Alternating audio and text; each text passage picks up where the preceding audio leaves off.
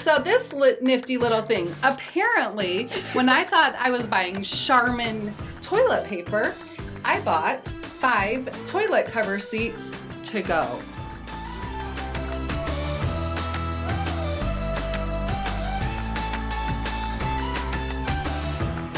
Hi everyone, I'm Krachel Fullmer. And I'm Natalia Bonner. Welcome to the Unalike podcast. We're excited that you're here and thanks for joining us. Whether you're listening or if you're tuning in via YouTube and watching the video, we are so excited to be spending a little bit of time with you today. So I want to kick things right off and tell you the story of a little boy who said, if someone had to die, I thought it should be me.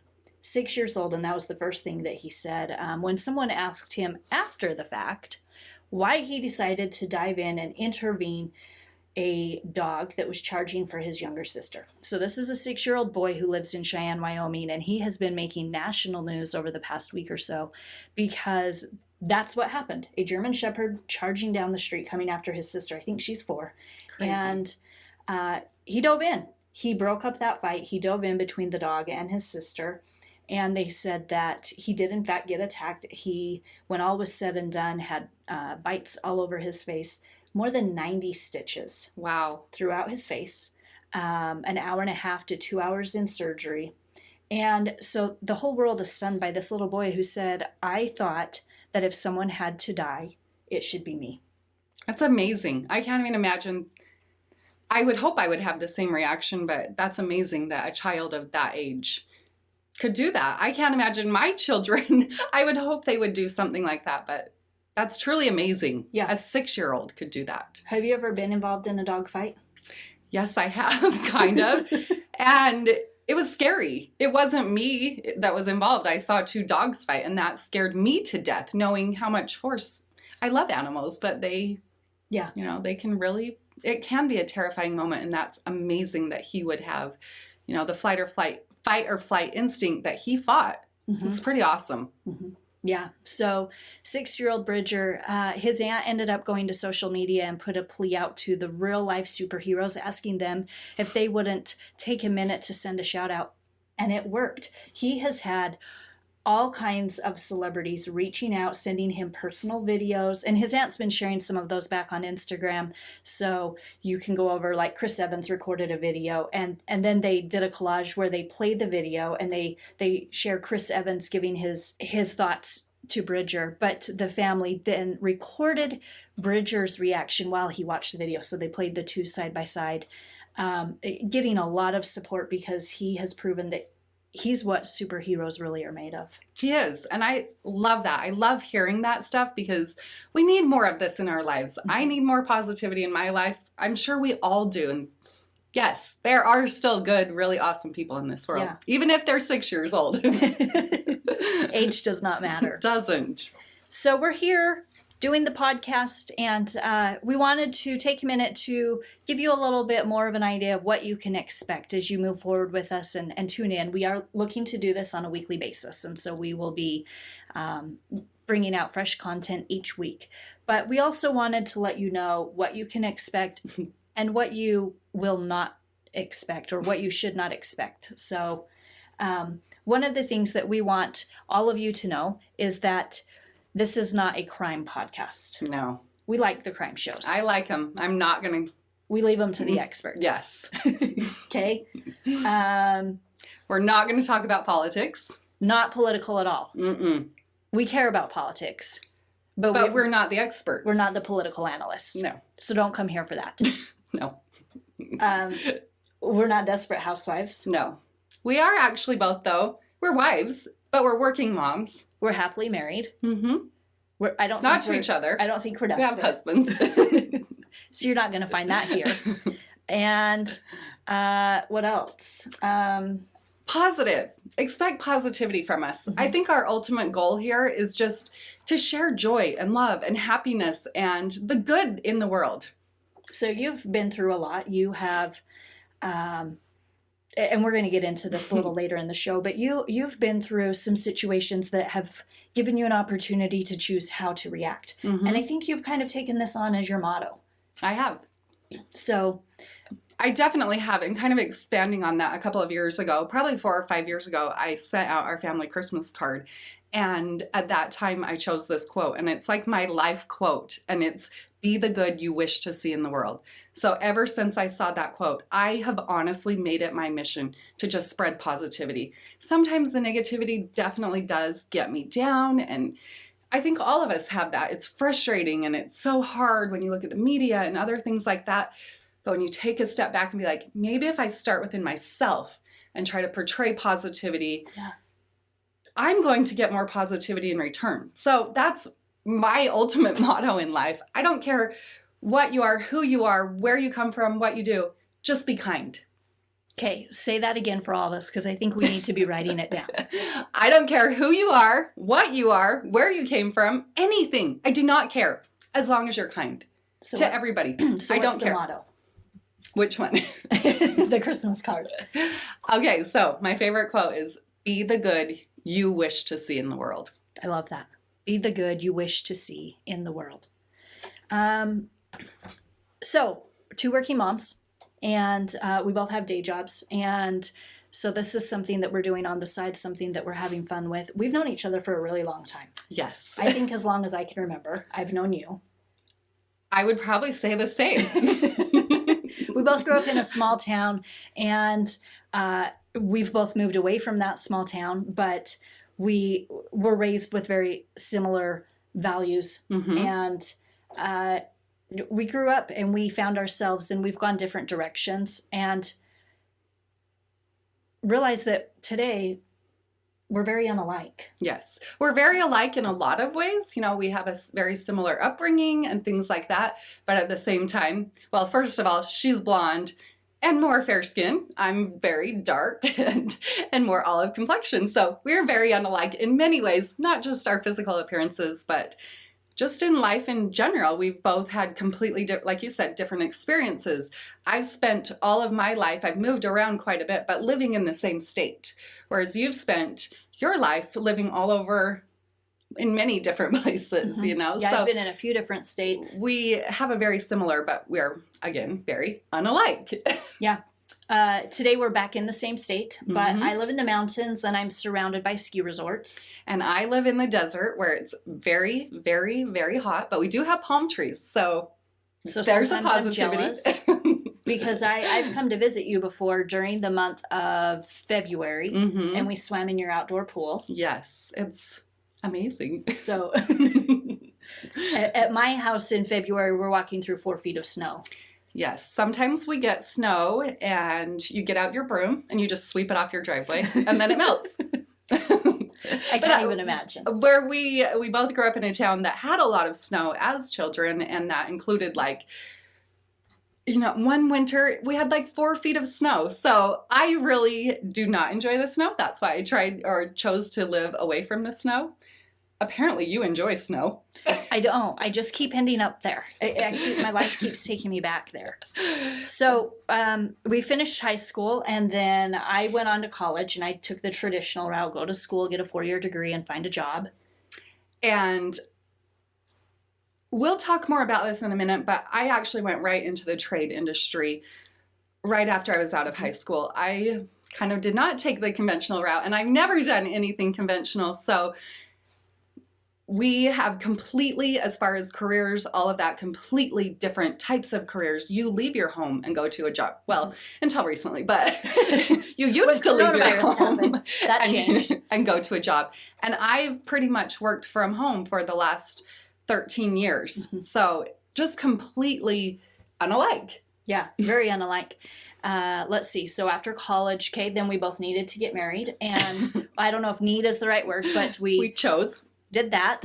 And so I'm a divorced widow, and I have been able to find love once again, very happily remarried.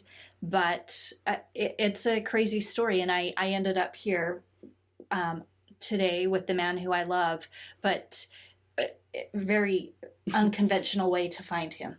Yeah. And right after I was out of high school, was set up by a family friend. 2 family friends set us up, and We dated for several years, but Brad and I have been together for 20 years now. So my life is completely different. Yeah. So we Unalike. are unalike, and hence the name for the podcast. We are excited to have you with us. Thanks so much for being here. You are listening to episode 1 of the Unalike podcast. So let's talk a little bit about the good news. The good news. What's good? I'll tell you something good about me. Okay. So when I was growing up, our family always had a really great garden.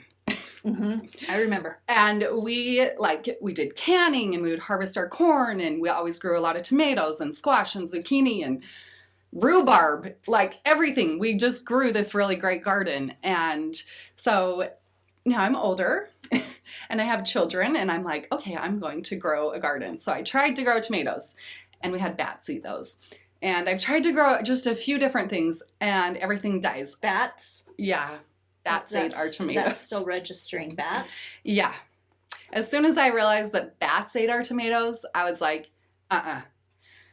I'm sure there's a way around this. And maybe you guys have some advice for me how to comment below, please. In the desert grow tomatoes and not have bats eat your tomatoes. Obviously, I don't know how to do that yet. Anyway, so I've just tried different things, and I've tried a lot of flowers and different things like that in my yard, and it's a lot different living in the desert versus growing up and gardening in a mountain town. So here in the desert, things grow differently. But this spring, my brother was in town for a little while and staying with us, so he helped me plant 4 rose bushes. And the good news is they are all blooming, and they're awesome, and I'm so proud of them, and I keep posting pictures on my social media because I'm just so proud that my flowers are blooming. I know it's nothing huge, but it's like, I did that. It's like I'm a grown up. But I'm just proud that I kept trying and trying and trying and finally figured out I can grow roses. I buy flowers every year around Memorial Day. We can't put them out until then because of the frost, but I'm always very proud if I make it to the end of August and they're still alive. Yes. All I have to do is water them daily. And some years I make it. Yeah, I'm just happy right now about my roses. I go out there and check on them every night, and I trim them, and yeah, that's my good news. Yes, I'm very serious about my roses. Wow. Do you wear gloves? No, I just grab them. Do they have thorns? I think so. Oh. I really don't know. Don't judge me over gardening, please. My husband and I just went down to his daughter's house the other day, and they asked us to come down and help with some landscape work. But on the list was to uproot a rose bush. Oh. Yeah. I didn't even know She's that was on the opposite side. She's pulling it out. And the thorns were so bad that we were all kind of cussing the rose name by the time we were done. We tied, so this bush was so big that we tied a chain around it. Oh, wow. Her husband's Josh climbed up in, went around the rose bush, kind of like through the middle of it, and because we don't want the chain to just come up and over, so he went kind of through. And then we wrapped it around the tailgate, the ball. Yeah. Not the tailgate, the ball. On the hitch. The hitch. Okay. Thanks. And so widow brain, here's my disclaimer. Widow brain is a real thing. And first of all, I wish what I have been through on no one. It is the most awful thing. But one of the aftermath side effects is that your brain kind of goes. And the closest thing I can liken it to for women out there who are listening and watching is if you've had a baby and you get mommy brain after, you just, you forget things and you kind of feel dumb because you know you should know this and you cannot remember common sense things. Well, I learned through my journey of widowhood that it's very much a thing for someone who loses a loved one, in particular a spouse. And so many of my widow friends have introduced me to this term, widow brain. Interesting. I didn't know that was a thing. Well, I totally know what a truck hitch is, but I just called it a tailgate. So anyway, back to my story. Josh, my cute son-in-law, is climbing through the rose bush, and he gets that chain wrapped around. We wrap it around the hitch. And then my husband, Dustin, like steps on it. And that's how we You should have had a video of this. That's my one miss. I was not videotaping. You should have remembered that, because that would be some great footage. By the way, though, our podcasts are all also, if you're just listening to this, they are videos as well. So check these out over on YouTube if you're just listening, because we will throughout the podcast have visuals and different things like that. Or if you just want to look at us for a little while, then join us on YouTube. But there's not much going on here, but yeah, we're just hanging out and talking. But just so you know, we are here on YouTube as well. Okay, so some good news. This is something that I came across. You know, we all have the Facebook group for the neighborhood. Mm-hmm. And so in my neighborhood, there's a string of grocery stores called Ridley's. And so I'm just going to read this to you. A mom named Sarah wrote in the neighborhood group, and she says, "A huge shout out to the kind employees and people at Ridley's today. I don't live in this town, but shop here often. I was getting ready to pay for my groceries and realized my debit card was gone. I had no other form of payment and panicked, not knowing what else to do. To the generous person who paid for my groceries and let me pay her back once I got home, the cashier who was patient, and those waiting in line behind me with smiles instead of frustration, thank you. These simple acts of kindness completely made my day."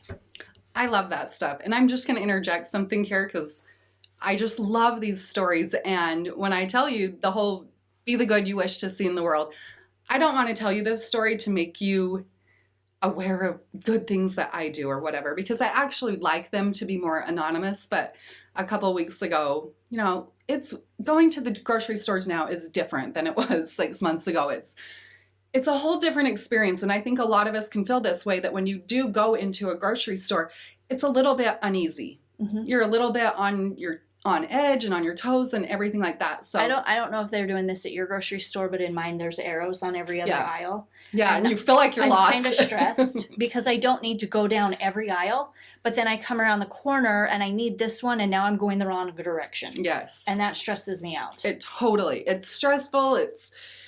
Anyways, all that. So we're checking out and we're getting ready to pay, and we're seriously buying like $3 worth of stuff. Nothing like, we're buying like a candy bar and a drink or something. So anyways, we go to check out, and I didn't want anyone to know we were there. I'm in my pajamas and look like death. And I look over and I notice this man, and I might get emotional telling you this, but he's trying to pay for his food and keeps trying and trying, and his card wouldn't go through. And then I noticed tears coming out of his eyes. And he said to the worker, he's like, "I'm just going to run outside and see if I have some more money, and I'll be right back." So right then I just ran over and paid for his food. He has no idea. I don't know who this man is. I will never see him again in my life.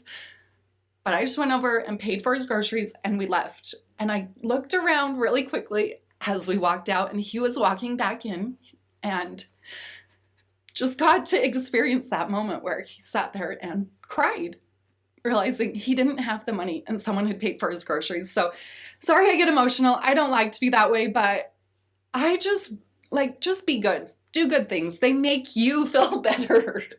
Anyways, no more crying. We told you, did we mention we'll probably make you cry in this podcast because we like those stories, but they're our favorites. Anyways, moving on. No, I just, that, wow, thank you. We have some tissues here. Speaking of all of that, I will tell you about my tissues. We'll come back to the tissues. When I came across that story, what I really loved is that she pointed out the people in line behind her, the cashier who was smiling. You know, when you find yourself in that situation, I think you panic. Yeah. Your mind starts to race. Yeah. You might kind of even start to be a little bit irrational in your thinking just because you're panicking, so your mind's going faster. Yeah. And so all common sense is a little bit out the window. But she pointed out all of those things. Yeah. The people in line were patient. The cashier continued to smile at her. But then the person behind her, and didn't do what you did, Yeah. but... And I don't think people need to. No. And I agree, not everyone's in the same situation where they could afford to do that. But what I love is she was willing to accept the help. Yeah. And so, well, on both Sarah, Yeah. but then the woman who paid for her, she was willing to allow the woman to pay for her groceries.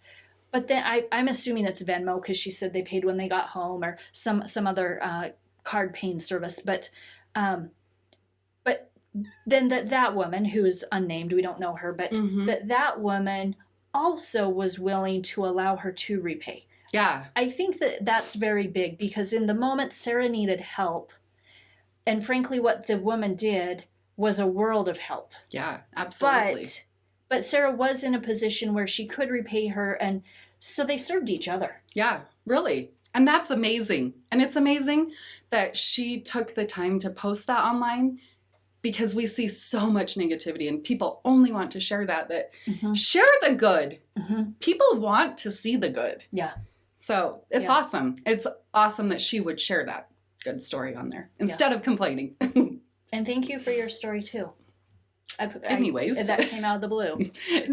Sometimes that happens. So, okay, more funny things that I've been seeing online. Okay.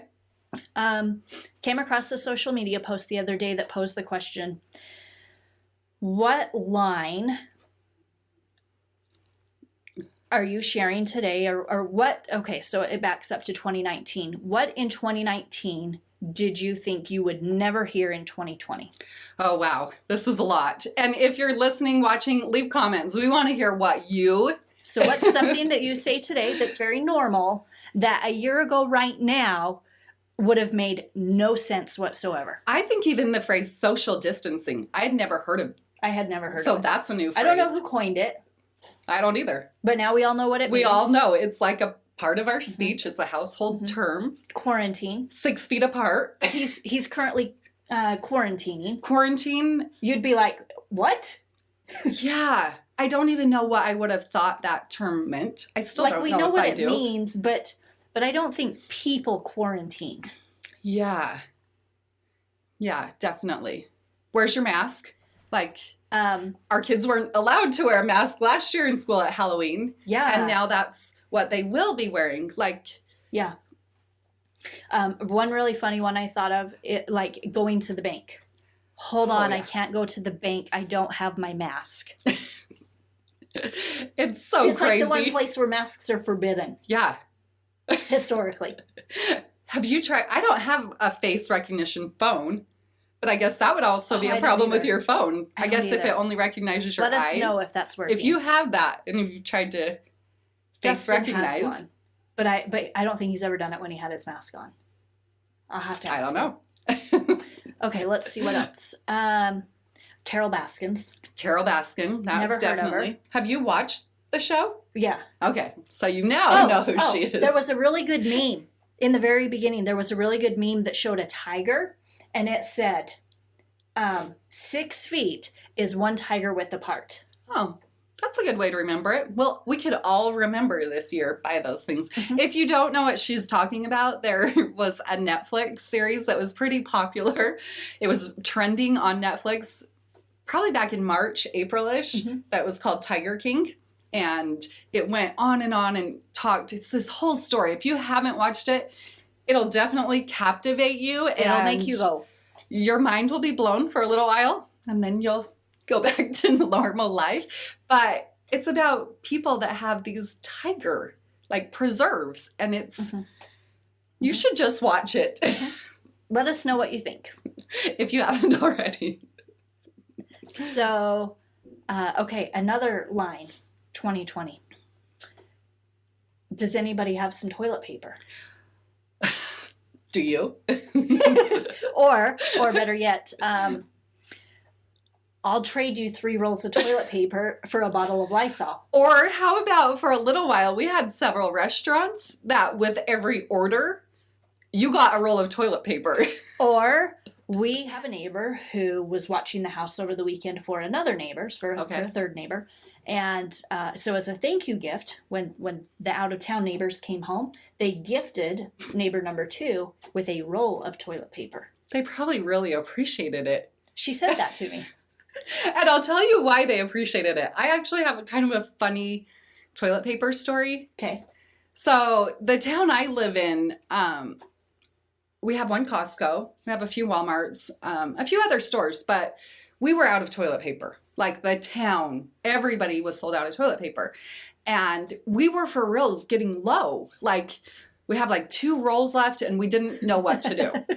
I would go to the store every day and like, it's not going to happen. So I got on the internet. Do you remember all the news that came out that was like, do not put, so they were naming off all the alternatives. Do not put paper towels down the toilet. Or like the flushable wipes. I know they were saying they were having problems. Do not put napkins, like kitchen napkins, down the, especially, I mean, we have a septic tank, so we're out in the middle of nowhere by ourselves, but if there's a sewer line, you're clogging the city sewer system. Yes. And if a whole neighborhood's doing that. So you were almost at that level. Yes. So we were almost at the needing napkins level, or we were going to have to go start using the hose or something. Like desperate times were setting in here. So I got on the internet and apparently didn't really pay attention to what I was ordering. And I thought I'd ordered some toilet paper and it was going to be like 2 weeks. And so we had enough that I was pretty sure we could survive for 2 weeks. You're like now at the point where you're rationing We're rationing squares. Like this Brayden, is no you joke. get 3 squares because you're the littlest.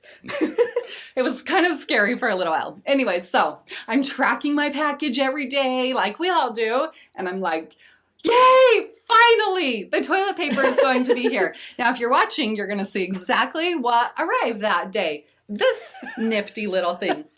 Oh, I showed you the wrong side. So this nifty little thing, apparently, when I thought I was buying Charmin toilet paper, I bought 5 toilet cover seats to go. So at least I have that. They're to-go packs also. So you can pop one of those bad boys in your purse and you are set. You just won't be able to wipe. Anyways, so I was but like... you'll have a clean seat. Yeah, your seat will be clean. They're not even tissues. No. They're like nothing that would even... They're toilet seat covers. Yeah. I thought it was... I don't know. Anyways. That's awesome. So I got back on. I'm like, we still need toilet paper. So I get back on and I order toilet paper again. And it's like, it's going to be like 7 weeks before the toilet paper arrives. So in the meantime... And did you have to pay way more for it too? Oh, yeah. This was like a $50 toilet paper purchase. And I'm like, this toilet paper better be coated in gold or have like aloe in it so when I wipe it's awesome or something like that. Like this toilet paper is going to be awesome. I just know it. Yeah. But in the meantime, we're still running out of toilet paper. Yeah. So I actually had to call my brother who was going to stay with us for a few months. And part of the deal for him to stay with us for a few months was he had to bring toilet paper. So he had quite a drive and he stopped at many grocery stores along the way to buy us toilet paper. And I probably shouldn't ever divulge this, but I'm pretty sure he ended up getting us toilet paper at the college bookstore. But during this time, we're still my package is still coming because, I bought this gold toilet paper. Yeah. So it arrives in this fancy little package right here. Now, even on camera, this does not do justice. These are like Barbie size rolls of toilet paper. Like these are the tiniest little things I've ever seen in my life. They look like the tape that you that an accountant uses in a 10 key. Yeah, they're kind of like that. They're look like that tape. Wider. They're not very wide. Even the rolls themselves, like I don't know that they would actually fit like on our, the toilet paper holder because they're so little. Like this is Barbie toilet paper here. So, needless to say, we have not yet opened the gold-plated toilet paper, but someday we will. I mean, it cost a lot of money. I know it did. We're going to save it. It's going to be maybe like Christmas ornaments this year, something like that. Trust me, I'm pretty crafty. I'll figure something out. There will be a day. Mark my word. This will be used. There will be a day when this is once again worth a lot of money. Yeah, so we're going to save this toilet paper. You can now sell it for $100. Oh, our store does have toilet paper now. All right. Say what, so what? So what? So I do not sew. You have? I have. She's I took made a sewing dress. lessons. I made a dress and wore it. Yeah. I made a bag to carry all my sewing supplies in. Yeah. My mom gave me a sewing machine for Christmas. So you've sewn. I've sewn. I very much appreciate the sewing industry as well as quilting. It is a world that I was raised in. I have a long family history of sewers and quilters. I have learned as a grown-up, we don't all get the same genes, and I didn't get those. She has even been to Quilt Market. So if you know a lot about sewing, she's actually, though she says she doesn't know, she's actually been to Quilt Market in Houston. I know what a jelly roll is. It's not a body part. I do know it's not a body part. I have some jelly rolls. I know what a fat quarter is. I also have some fat quarters that are body parts, but I know what the But they're really fabric. Yeah. No, so I do know a little bit more than I claim to. Before we get into this little portion, I just want to say, so this portion of the podcast is called our Say What, So What. So you've worked in media and your degree is in broadcast journalism. Is that correct? True. And no, that's not true. Mass communication. Mass communication. Okay. She's in communications. That's her degree. So talking, she's very good at it. I sew. That's my career. So that's why she says what, I sew what. So say what? So what? So say what? I have something to share, and it made me say out loud. Say what? Okay. So let me pull up my notes. At Forbes magazine came out last week with the America's Best Sports Cities 2020. So I love sports. Yeah, and you do too. We both like. We watch the Super Bowl together more often than not, and many usually times my husband's team's in it. Cheer for my second most liked team. So I was really excited to see, best sports cities. Well, can we just go ahead and say now that I'm a huge Green Bay Packer fan? Go Pack. And I'm a Patriots fan. Sorry. They at least wear patriotic colors. They do. We love them. My husband has been one since he was a child. This probably won't mean anything to you, but when he was a child, he played Tecmo Bowl, which was this crazy video game. And one of his friends told him he had to be the worst team there was. So that's who he chose as a child. And so when he met me 20 years ago, he just brainwashed me. Brainwashed. She's brainwashed. I'm brainwashed Patriots fan for 20 years now. So we grew up in an area where there are very few professional sports teams, and we do have one or two, but we don't have a lot within our one city. So I moved away for a few years, and I lived in the wonderful state of Wisconsin. Have to give a shout out for everyone there. And one of the things that I still, even after 5 years, I would be like, we have an NFL team 90 miles north. We have an NFL team 90 miles south. We have an NFL team 5 to 6 hours northwest, Minnesota.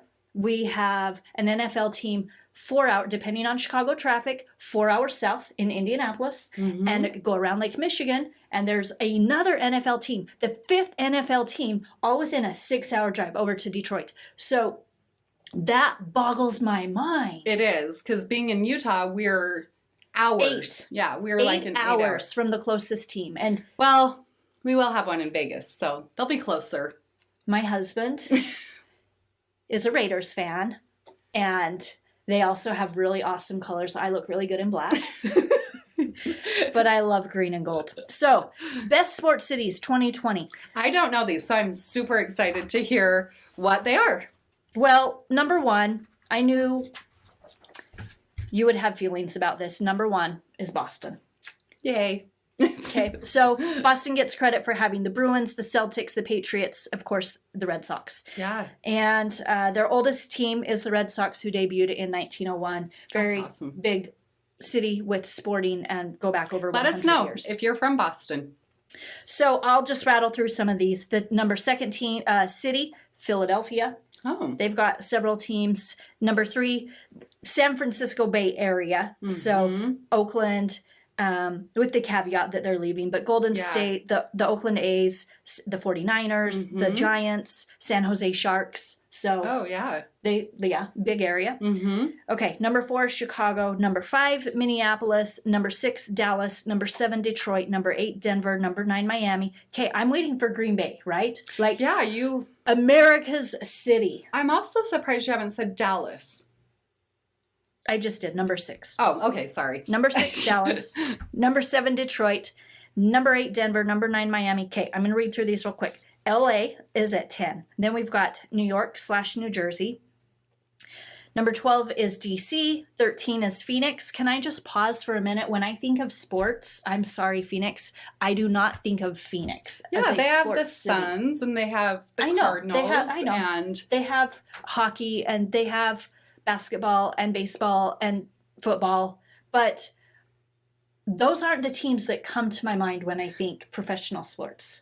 I'm sorry, Phoenix. I know you're not too far away. I've even gone to a baseball game down there, but okay, that's how I feel. Number 14 is Pittsburgh. 15 is Cleveland. 16 is Houston. 17 is Toronto. Come on, they're not even in America. Hey, we like Canadians. We like Canadians, but this is the best American cities. Number 18, Atlanta. 19, Charlotte. Number 20, Tampa Bay. Where is Green Bay? It actually surprises me because I've been to Green Bay and it's impressive. Those people love their teams. I made her go on a tour when she came to visit. She even bought a Christmas ornament. I did. She had spent some money there, helped the economy. Okay, so I had to look into this, and this is what Forbes says. Forbes' ranking of the best sports cities is based on our fan rankings for each of the 4 North American professional sports leagues. So NFL, NHL, NBA, and MLB. Well, Wisconsin, the state, has the Bucks, the Brewers, the Packers, but the Bucks and the Brewers are down in Milwaukee. Green Bay's up north. Oh. And so they give that caveat. They even put it in parentheses. They say, let's see. The assumption being that a city that can field at least one team in every league already has a stronger fan base than a city that can field only one or has lost a team in relocation, aka Green Bay, with only one professional team. And they make the comparison that you can't compare Green Bay to New York, which has 9 teams. Yeah, because it's Green Bay. It's not the Wisconsin Packers. Fascinating. So let me just say, I believe that Green Bay is America's team, but not America's sports city, according to Forbes. We'll have to agree to disagree. We must be very unalike. Say what? All right, that's how I feel about sports today. Anyway. So what? Tell me about sewing. What have you been working on? I've been very busy working on sewing. You probably noticed. We have a quilt behind us. And that's beautiful. It is really fun. I love quilts. That's my job, but my job is actually machine quilting. So if you don't know what it is, when a quilt is made, there's the top piece, there's the middle piece, and then there's the bottom piece. So the top, the batting, and the backing. So the top right here is what you can see. It's what's, if a quilt's laying on your bed, it's what you see. The stuff in the middle is the warmth, the batting, and then the stuff on the backing is what would touch your body or your sheets or whatever. So people piece these tops together. Now, I know many of you know what quilting is. I'm just explaining this for those of you that don't, but people piece these tops together, but then they have to also be stitched together. The 3 layers need something to hold them together. So I teach people, I do this for clients, and I also teach people online how to do that kind of quilting is what it's called. So this right here is actually the class sample from my most recent class. And if you do want to hear more about these, I have all the information over on my website, which is peaceandquilt.com. But this is what I've been sewing recently. It's beautiful. Thanks. When I look at this, I am reminded this is not your grandma's quilting. Well, my grandma makes pretty awesome quilts. I actually just quilted a few of them for her. So it's definitely a different style than what you maybe would have seen several years ago, more traditional hand quilting. This is done on a very large machine. You're actually driving the machine, like guiding it around. You're driving it. I call it driving it, guiding, whatever you want to call it. And on your sewing machine, I know our quilting friends know this, but for those who are not quilters, you don't sit at your machine. No, so this isn't, you can do what I do on a regular sewing machine when you're sitting down, and there are many that do and create really, really amazing results. But the machine that I actually have, it's called a gamel quilting machine, and it's like on a 10-foot table. It's about 10 feet by 4 to 5 feet, and it's this big machine that just freely moves. You move it around, and as you move that machine, it takes a stitch. This machine is so big that it fills a bedroom. It's the size of what would fit in a bedroom in a standard home. Yeah, it's a big. And I actually only have my machine on a 10-foot table, which is one of the smaller tables. They actually make tables that are up to 14 feet long. So these machines can get pretty big and pretty crazy. But anyways, that's what I'm sewing. So what? So what? So we want to introduce you to someone who has really made a difference in our life, or who has touched us, who inspires us.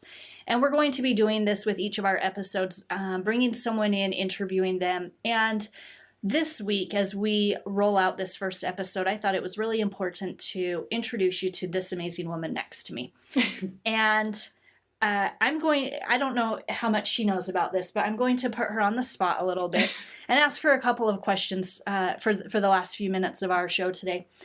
To do so, I went behind her back. I found her husband, Brad, and asked him to help me come up with some information about her. So in order to help you know who I am lucky enough to call a co-host on this show, I want to start off by reading a little bit about her. Natalia Bonner has enjoyed piecing quilt tops for more than 20 years. She learned how to quilt on her conventional home machine. She felt good about it, but decided that if she really wanted to take her quilting to the next level, she needed to invest in a long arm machine. In 2007, when she was pregnant with her daughter, she got the crazy idea to quit her job as a dental assistant and become a long arm quilter. Without really knowing what a long arm machine was, she spent a day at a long arm dealer's shop and walked out after purchasing a gamel machine. Natalia's passion for quilting and being creative has grown each day since. Whether it's working on an intense show quilt or a simple baby quilt, Natalia has become a real quilting addict. She teaches at quilt guilds and shows, including Road to California and QuiltCon East, and has filmed TV shows with Nancy Zeman and Jody Davis. She has won numerous awards for her work and has been featured on Moda Bake Shop, in Quilt Maker Magazine and American Patchwork and Quilting Magazine, and in books such as Fresh Fabric Treats, Modern Blocks and Sweet Celebrations with the Moda Bake Shop Chefs, Modern Quilts from the Blogging Universe. Natalia is the author of Beginner's Guide to Free Motion Quilting, Next Steps in Machine Quilting, and Visual Guide to Free Motion Quilting, Feathers. Co-author of Modern One-Block Quilts and Cabin Fever, 20 Modern Log Cabin Quilts. So I am honored to be sitting here today next to the one and the only Natalia Bonner. She has traveled to 44 states plus Canada and on a Caribbean cruise where she has taught quilt lessons and quilt classes. She has published the many books that we just named off. She is the creator of 5 machine quilting rulers and has served on many quilt guild boards. So, wow. I've been busy. I'm exhausted just reading all of that, but you have been busy. I have been busy. So this goes back to, well, we say 2007, but I know your story began way before that. You were born into a family of quilters. You mentioned your grandma. I know that carried on through your mom. Tell us about the early days, maybe when you first picked up a piece of fabric and decided to do something with it. So I always tell people that when I was a child, my mom actually owned a custom drapery and home decor store. So they would make custom furniture and draperies and things like that. So I spent many, many childhood summers at my mom's store. We called it her shop. And watching the ladies that would sew for her and work there and different things. And I was fascinated by the creative process. I'm sure this wasn't the first time that I'd ever sewn. I'm sure it happened in the home before that. But around 5th or 6th grade is when I really, really started learning. And the very first quilt I ever made was there in my mom's shop. I would still the fabrics. And if you know a lot about fabrics and things like that, our couches and a lot of draperies and stuff are made from a little bit heavier fabric, drapery fabrics, upholstery fabrics, things like that. So these are pretty thick fabrics that honestly, I probably wouldn't tell a child to learn to sew with. Also, in my mom's shop, the ladies all sewed on industrial machines, so I would steal the scraps of fabric from them. They didn't match. They were odd. I didn't care, but I would steal those scraps of fabric from those ladies, and I used scissors, cut them all into 5-inch squares, sewed them together, and I entered this quilt into my local fair, and I had hand-tied it. It was really awful, but I entered it in the fair. Somehow it got entered into the adult division, and it won a participation ribbon because everybody gets one, and I got $1. And I thought it was amazing. I got $1 for the quilt that I had made, and I've been hooked ever since. So that's kind of where it started. I won a ribbon and $1 when I was probably in about 5th grade. Because we grew up in a small town, I know many of your cousins, and one year you gifted each of them. I did. With a framed piece of patchwork. I did. So I've just always been passionate about quilting, and I don't think I even realized how passionate I was, but one of my great grandmothers had made this quilt, and it was completely just tattered and torn apart. There was no way this quilt could ever be salvaged. So I actually cut the quilt up into 8.5 by 11-inch size pieces and put a quote in there, and a really cool quote. I love quotes about quilts and how they are kind of like our lives, that some of us are tattered and falling apart, but we can all come together and be stitched together. Anyways, so I put that quote in there and gifted them to my cousins and siblings and things like that, because even as a child, I was probably 13 when I did that. It was important to me. Quilting was something that I've just always valued. It's always just been an outlet since I was a child. One thing that I remember about you from growing up and being around each other, you loved to draw. I don't know if we've never talked about this. I don't know. She doesn't know what's coming out of my mouth next. I don't know if you've ever thought about this connection, but I remember that you loved to draw houses. Yes. And so I think we all thought she was going to grow up and become an architect. I wanted to. I thought that being an architect would be so cool because I love homes and I love like going and touring homes and all of that. I love it. But you have to go to a lot of school to be an architect, and you have to do a lot of math. But what's interesting to me is that the work you do today is very, very, very. So in this quilt, she didn't just, well, she did sew it all together, but this is the same thing as what an architect does. You take a shape and you fit it into a space, and you figure out how everything's going to fit together, and ultimately here you've got a full square, but this one has this shape and this one has a different shape. Mm-hmm. This is the exact same thing that an architect does. Yeah. In a weird way. in a different way. Yeah.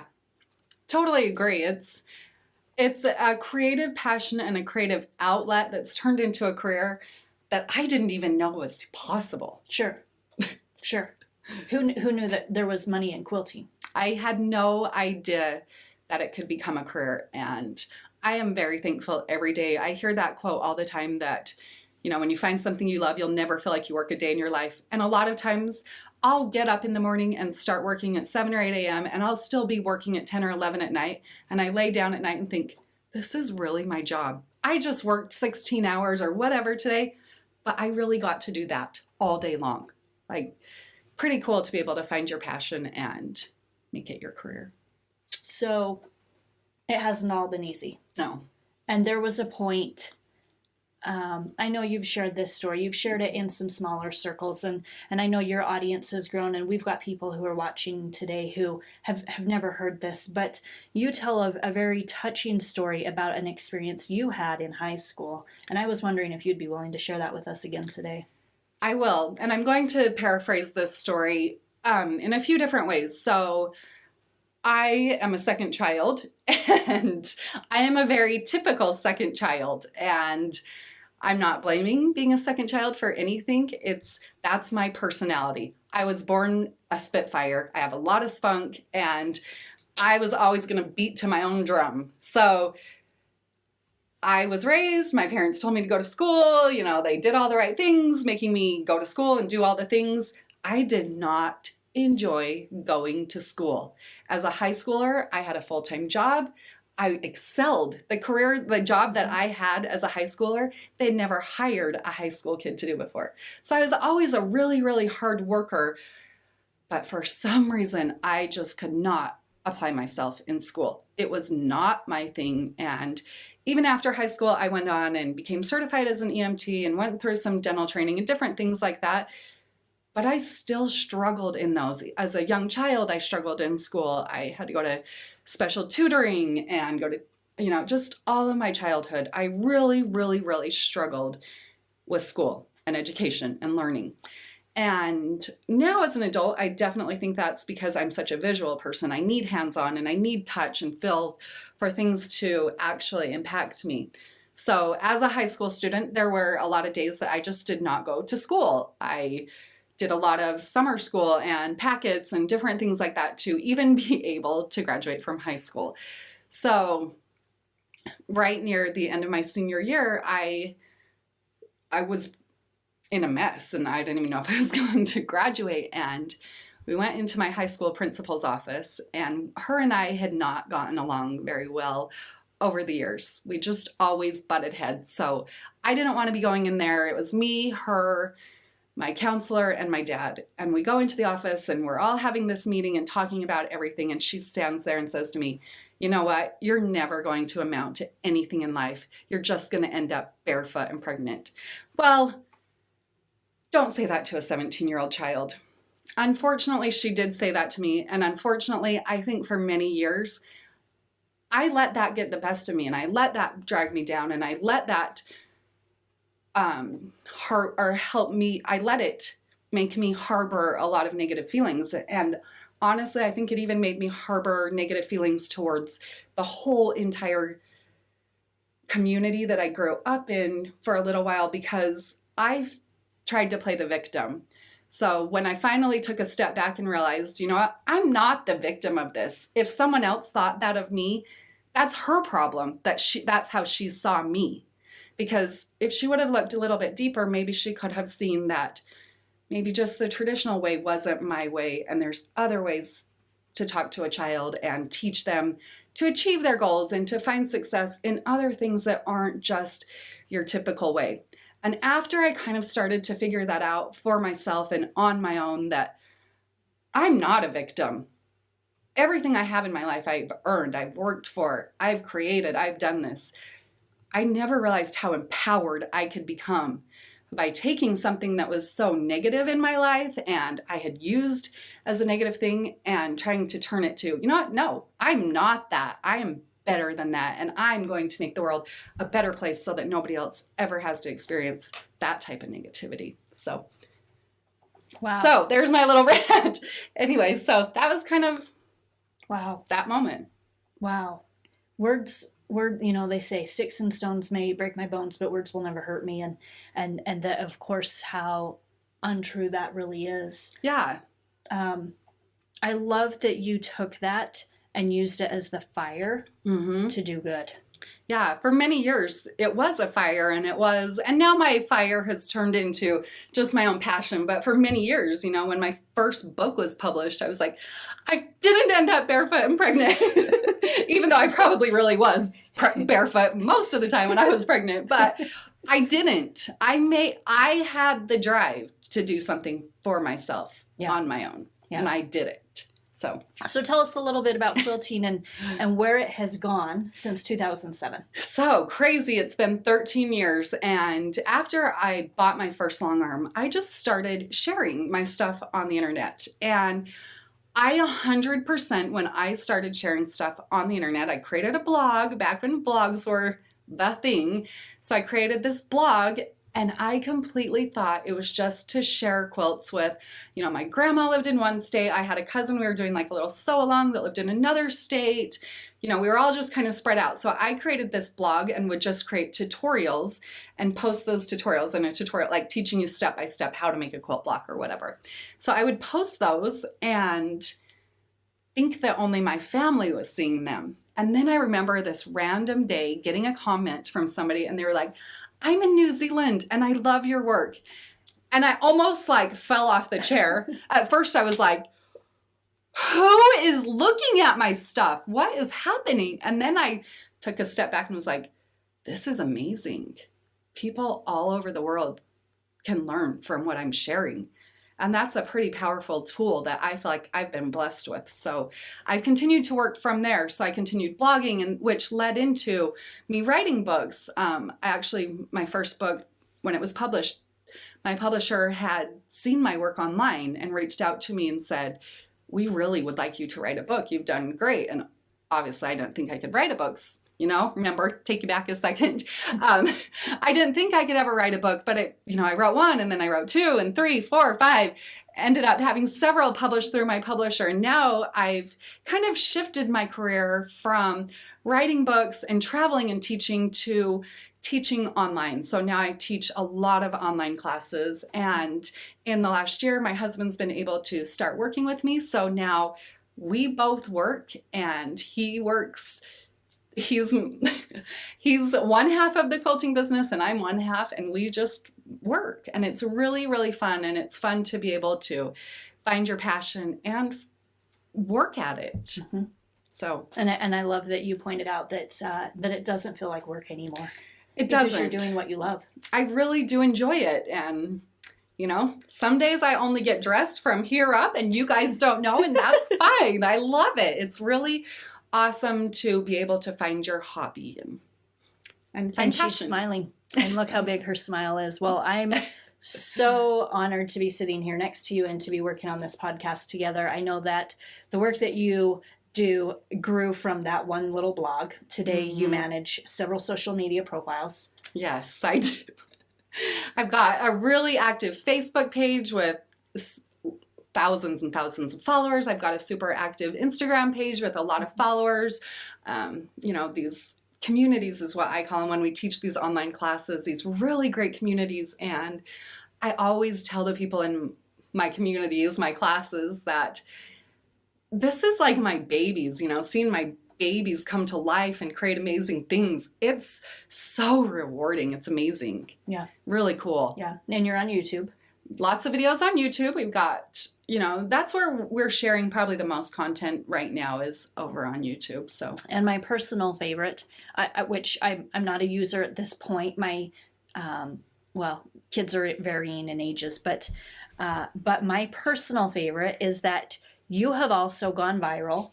Yes, I have. On TikTok.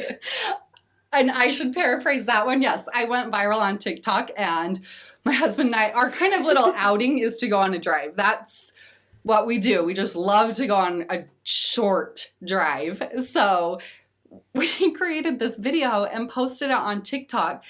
And within a day, it had over 30 million views. And we've never had anything like that. And honestly, I don't even know how to use TikTok. I only follow my child on there. It's the only thing I know how to do. My kid recorded the whole video and posted it and did it all. So I like to tell her that she really went viral, even though it was my machine quilting that went viral on TikTok. So it was kind of fun. You never know what happens if you just put yourself out there, and really great things can come from it. Yeah. Well, thank you. Thanks for letting us dive into your story and learn a little bit more about you. For those of you who have stuck with us through the hour, we want to say thank you so much. We are so excited to be here, and we are so excited to be joining you every single week with a new episode, fresh content. We plan to do lots of interviews and many, many more feel-good stories that are going to make you laugh. We promise to make you laugh. Yes. We promise to inspire you, hopefully. Inspire. We might make you cry, not intentionally. I might cry too, not intentionally, but I might. But if you can leave at the end of spending your time with us feeling a little bit better than you felt when you arrived, then our job here is complete. Yeah, totally agree. So don't forget to follow us on our social medias. My Instagram is Natalia Bonner. And then on Facebook, you can follow me. Also, YouTube is Natalia Bonner, and Facebook is my business, Peace and Quilt. And you can find me, Krachel Fullmer, on Facebook and on Instagram. And of course, the podcast. So look for Unalike Podcast on all of the social media pages and be sure to give us a follow, leave a comment. We want to hear from you. We want to know what kind of stories you have to share, what kind of things you want to hear from us. And if you have a feel-good experience that happened and you're comfortable sharing it with us, please send that our way as well. Yes, definitely. Thank you. Have a good afternoon, a great evening. See you later. Bye.